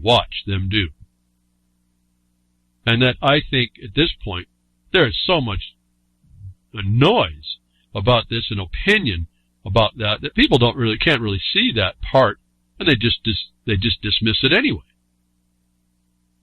So a day later after that, I think Gary L. sent me Twitter, and with a Ben Swan, I guess Ben Swan is back. He's gotten support from, I guess, the cryptocurrency or whatever. He comes up with a video, and guess what? Essentially, his theme, his bottom line is exactly that. We can't trust the FISA court. So this has to be an oversight by John. But it's pretty clear this whole thing points to a failure of your judicial system.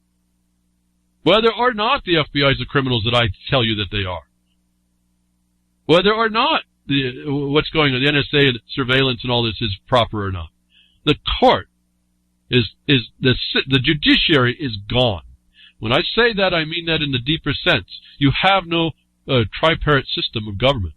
You live in a military consequence. That's it. And so now what are we going to do about that for all you people who say, well, then, what are you talking about? You just round circle argument. No. That means you have something to step up to stop. I'm pointing out the evidence of the fact, not an opinion. So we can go in and we can pretend, or we can start calling out what it's supposed to do and start asserting the law that's been ignored by the ones in the criminals. Every bank robber ignores the law. It's only the one that come with it to make the arrest that we start seeing the witness and the potential for remedy, which all the law is supposed to be. It has nothing to do with everything I hear people talking about. The law that we see laid out is really supposed to be an objective basis by which all of us will say, okay, that's the guideline. That's how we comport our behavior. That's all that is. It's a measure that we then apply in a particular context, typically when we have probable cause to believe someone has overstepped that guideline. Now I say guideline because the jury, given that they may have any intelligence, the jury decides that it is a guideline. It can have a little bit over, a little bit less. It's just a little bit, it's a little fuzzy. But that's what the jury is supposed to do. So again, as I said in the other one, if you think that the courts are just, I have a court case by default judgment in Jefferson Mining District versus Kitzhaber that shows that there is no justice when you look at what we had to do to stop the clerk and the judge, the federal judge now, not the state side, the federal judge. There is no justice. But that doesn't stop the automatic nature of the law in a default judgment. And when you go read the wiki on default judgment, it'll tell you that. So when these criminals sitting inside the government are committing this just cause, not just cause condition, there is remedies inside there that work outside of their ability to control, which is what I've been trying to show you is something you can start to focus on. You won't understand what I'm telling you until you start working with it. It's taking me quite a while to I think in the last 5 years, I finally started to get a pretty decent handle on it. Maybe 2 years now. Well, no, since 2013, I had the proven because of the default. I have a handle on this, and I can tell you that there's, without going too much further, there's been 4 more such conditions. When you go this way, there's no answer for them, the other side, none, and you don't write it to have an understanding that they can have. An issue that they can have an understanding that means they can come in and argue. You set it up so they can't. There is no argument. There is no court. You get rid of the court. The reason why default, look very carefully, even Wiki admits this, the courts cannot enter in what 2 parties have agreed to, even if the judge don't like what he's seeing. All the court does is validate whether or not your petition was sufficient with the cause, the harm, and who done it, the facts applied to that harm, the causation. That's all it's supposed to do. And so, when you set a case up like that, there is no court. There's only the official record of the occurrence of the harm by who done it. And if you understand what I just told you there, I should have destroyed everything and every thought in your mind about how that's wrong, how your opinion would be incorrect, how you may not understand how simple it actually is, and what you're dealing with is your own prejudice or ignorance on the subject matter areas that I'm talking about.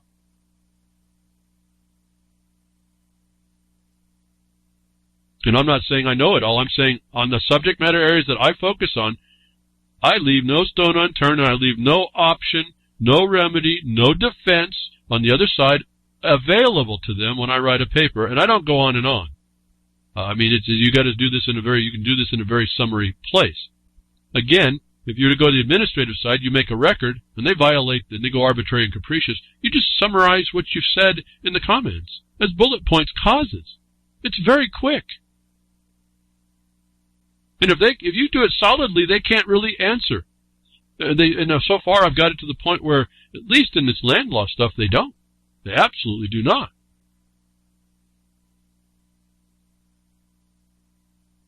So, I'm trying to get us to beyond your fight with me or your opinion of what you think you know, and show you there's things going on out that are available, that if more of us were doing it, it would give the rest the example how to start to do better and not waste their time on what I hear going on otherwise. I guess that's the other thing. We just waste our time.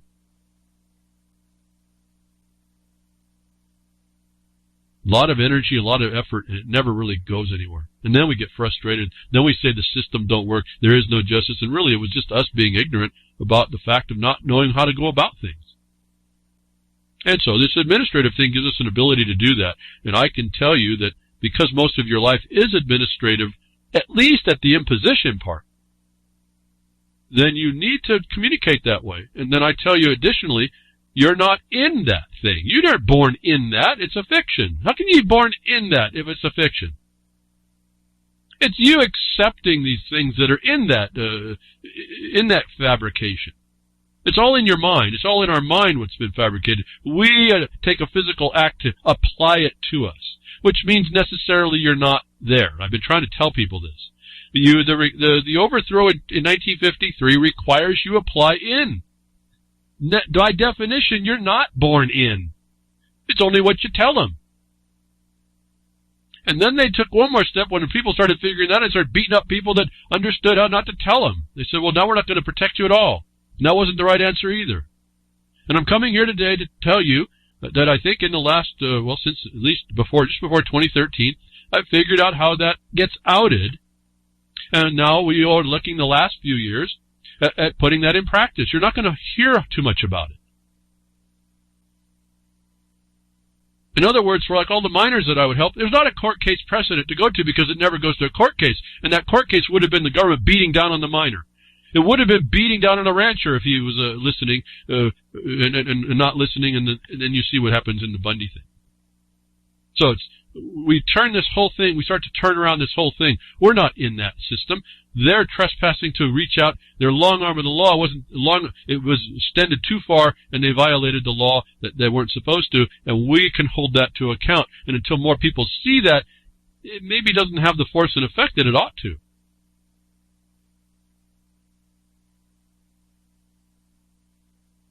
So we talk about the bottom line. We talk about getting everybody. The government's not gonna like cryptocurrencies, but they like the blockchain. Why? Because I told you how they're gonna steal all your property, keep everything in tight. We did that in Chicago and Texas, right?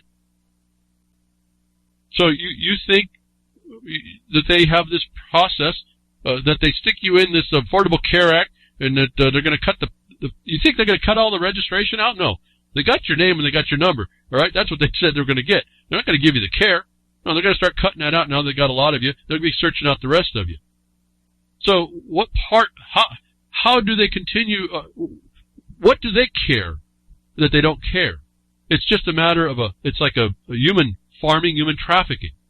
It's the monopoly of making money from you. And one of the consequences of this death, of this problem, these suicides, we don't think about it much, and maybe we don't hear too much. Where do you think these bodies go? Where does your body go when you die? We hear cremation, we hear all kinds of stuff. Where does your body go? You've got a donor card. Most of you have a driver's license. Where's your donor card? Anatomical donation. Well, so far they're agreeing to honor that. But that's not necessarily the case forever, nor would it be when you apply whatever rule they've said you're going to follow, even after death. And people don't understand these consequences. We get lots of memes about all this, but there's a definite string of condition going on. It's all the same method. The bottom line. So they're getting you to suicide yourself. They get you to be dead. Whatever they're going to do. War, it doesn't matter. The most important part is to actually get you just almost to death so they can do what? Harvest your parts. Why? Because someone's going to make money on that too. And that's a licensable thing that the government does. It's a crime, but they get to do it. But what pops up this week is American Body Parts and Capitalism, a match made in heaven. You can read all about it. Okay? According to Reuters, journalist John Schiffman and Reed Levison, the United States could well be the biggest exporter of severed heads, arms, legs, and torsos in the world. I will read on. You can just read the whole story yourself. But that's not surprising to me. It might be surprising to you. You're going, what? This is in the law, folks, so it's not a big deal. It's big business. Now, my response to that in the certain part of this is going to harken back to a thing we've talked about a long time before. As I think about it, I think Clint Richardson covered it as well. I say this on a Twitter, with no anti-rejection drug in sight. Organ donation, the profiting from your body parts, with no anti-rejection drug in sight to stop this. And it sounds so altruistic, doesn't it? You're giving up your body parts. And people find out they're making money on it. And the United States, you hear, may be the biggest body part donor in the world. Big money, folks. And I wanted to remind everyone through the Twitter, and what do you think Roe versus Wade was actually about? A woman's rights? Parts is parts, folks. I hope you appreciate what the government does for you. And what about the non-heads and the non-feet, the non-whatever organs that they don't need? That's called offal, O-F-F-A-L. Any farm animal has offal. It's all the leftovers. That's all going to be soylent, most likely. For national security, of course. You're just another farmed animal, government certified. These stories keep coming up over and over to tell you what's going on. And how do they keep track, folks? Well, you can go talk about your birth certificate. You can talk about all this other stuff. You can go off on those deep ends. I've never used everything I've done in the last, 30 years. Well, not quite 30 years. I don't think, way longer than 30 years, actually. Never talked about a social security number. Never talked about any of this other stuff. Nothing that I hear people ranting around today. It's their only things that I've done with the government that they do have. I've done that. But what are they going to do? They're doing it along underneath the skin of it. The national ID card tucked in immigration bill. National ID card tucked in the immigration bill that you just heard about. The story here says police state national ID card tucked in immigration bill. Privacy activists warn against measure to curb illegal workers. We've been known about this for decades, how they were going to pull this out. The national ID. What's that? Now I wanted to hit this part. The national ID. They're going to come underneath the cover of immigration. What actually does it issues? What department in the state issues those IDs? What is the Real ID Act? I just covered this weeks ago. They are issued by what department typically? Typically, it's the motor vehicle department. What have I told you those departments are about? Commerce. So this is, again, human trafficking. The ID of trafficking persons, as they make them out.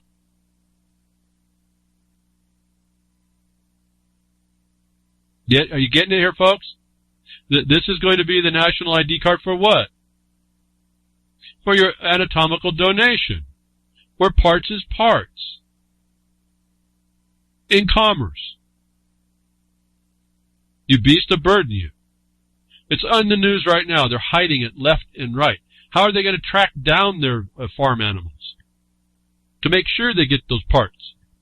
Well, they give the immigration department now the ability to have a nationwide license plate database that it's been asking for years. In other words, they've told us about it. And now they're going to give immigration this ability to track down these cars, which has what attached to it? Your national ID, which is what? In commerce. Where parts is parts. Always part of an anatomical donation there. Whether or not, what are you going to do about it when you say, no, you're not going to get my parts and you're dead? They don't care. They're licensed to do whatever they can get away with, right? So, you're seeing in the news this week how they're going to affect you. They get you to kill yourself. They don't care. They're going to get their body. They're going to sell your parts.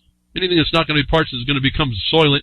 And the way they keep track of you is through the immigration department, making you all residents, making you all alien. You don't even know this. You're all alien while you're being tracked.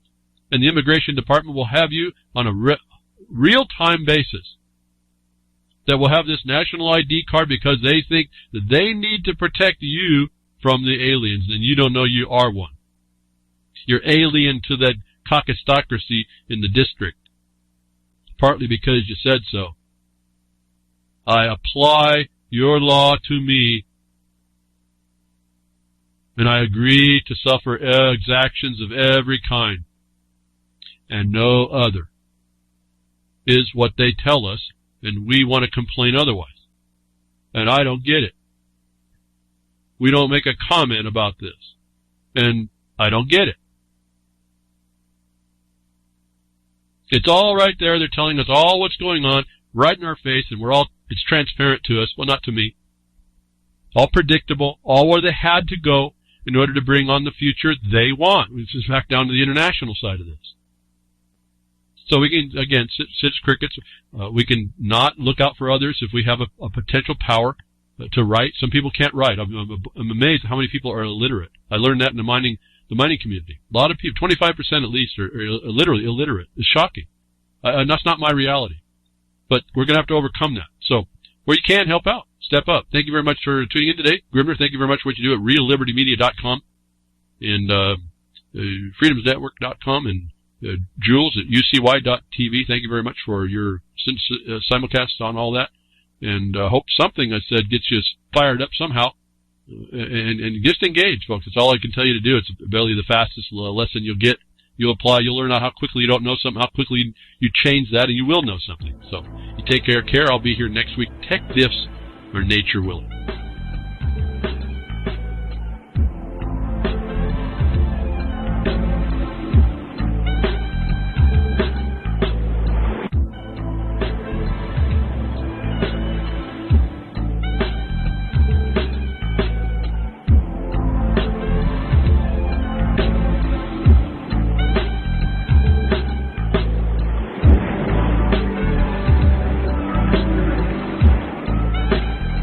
Well, that's another lesson. I hope with today's information you can take it to those that misbehave. From behind the woodshed, leaving his mark on the beast, this is Hal Anthony. Till next time, journey with purpose.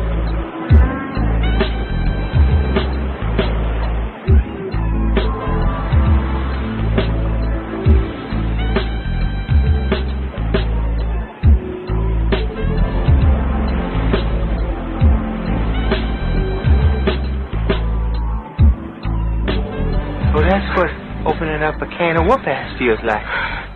Son, you just opened a whole case of Warpath.